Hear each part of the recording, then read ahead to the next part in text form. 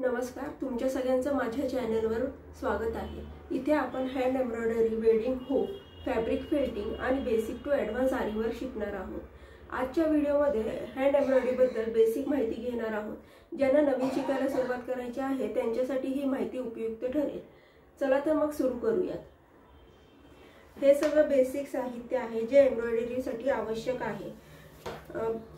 बाजारामध्ये एम्ब्रॉयडरीसाठी वेगवेगळ्या आकाराच्या आणि साईजच्या रिंग मिळतात। त्यामध्ये प्लास्टिकच्या आणि लाकडाच्या रिंग्स या जास्ती करून वापरल्या जातात। या रिंगला एक ॲडजस्टमेंट स्क्रू असतो आणि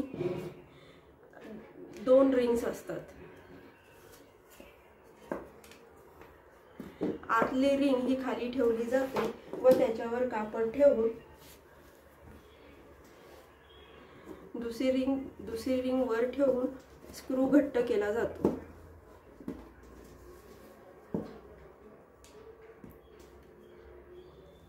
व कापड ओढून कापड घट्ट बसवले जाते।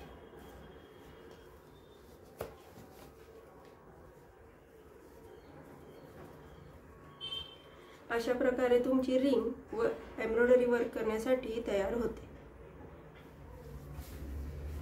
एम्ब्रॉयडरी करण्यासाठी दुसरी महत्त्वाची लागणारी गोष्ट म्हणजे कापड आहे। जे नवीन शिकणारे लोक आहेत त्यांनी पण कॉटनच्याच कापडावर शिकायचं, म्हणजे त्यांचा हात नीट बसतो आणि सराव पण चांगल्या प्रकारे करता येतो। वेडिंग हुक जे बनवतात ना ते देखील ह्या कॉटनच्याच कापडावर बनवले जातात। एकदा तुम्हाला ह्याच्यावर सवय झाली की तुम्ही नेट म्हणा किंवा साडी किंवा दुपट्टा कोणत्याही जाड किंवा पातळ कापडावर वर्क करू शकता। त्यानंतर लागणारी गोष्ट आहे ती म्हणजे थ्रेड्स आहे। थ्रेड्स हे अँकर आणि डॉली ह्या 2 ब्रँडमध्ये मिळतात। दोन्हीपैकी कोणताही थ्रेड तुम्ही वापरू शकता, पण सहसा एम्ब्रॉयडरीमध्ये हे कॉटनचेच धागे वापरले जातात। डॉलीचे धागे किंवा अँकरचे धागे दोन्ही धाग्यांना एक नंबर दिलेला असतो।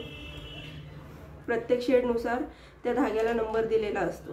जेव्हा आपण एखादं काम करतो आणि मध्येच धागा संपतो त्यावेळेस दुकानात जाऊन आपण हा नंबर सांगितला तर आपल्याला पुन्हा त्याच रंगाचा धागा सहज मिळू शकतो। दोन्ही धाग्यांमध्ये खूप शेड्स मिळतात, तसेच हे असे डबल कलरचे किंवा 3 शेडचे पण धागे मिळतात। तुम्ही तुमच्या गरजेनुसार कोणताही धागा वापरू शकता। त्याच्यानंतर लागणारी गोष्ट आहे सुया। सुया पण आपण कोणता टाका घालतोय किंवा मणी वापरतोय त्यावर आपण सुई निवडणार। मणी लावणार असताल तर त्याच्यासाठी आपल्याला पातळ सुईची गरज असते, ज्यातनं मणी सहज निघू शकतात। आणि जाड धागे जर घालणार असता तर आपल्याला मोठ्या आईची सुई लागते।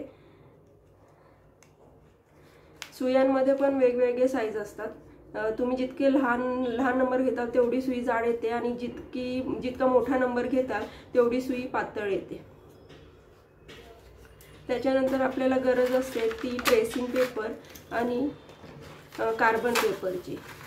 एम्ब्रॉयडरीमध्ये डिझाईन ट्रेस करण्यासाठी पांढऱ्या कार्बनचाच उपयोग केला जातो। काही वेळेला आपण मोबाईलवरनं एखादी डिझाईन घेतो त्यावेळेला आपल्याला या ट्रेसिंग पेपरची गरज लागते मोबाईलवरनं डिझाईन ट्रेस करण्यासाठी। आणि दुसरी अजून एक गोष्ट म्हणजे पेन्सिल।